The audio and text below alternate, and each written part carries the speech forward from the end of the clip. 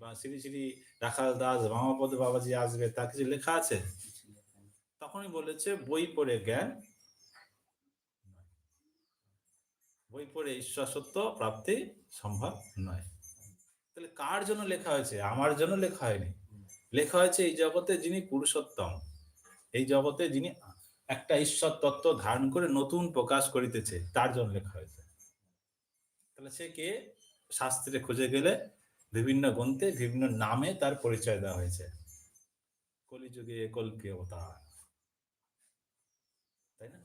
সত্যযুগে শ্রীহরি, তারপরে শ্রীরাম, তারপরে শ্রীকৃষ্ণ, তারপরে কল্কি। এটা শাস্ত্রে কিছুটা হলেও লেখা হয়েছে। পুরোটা কি লেখা হয়েছে?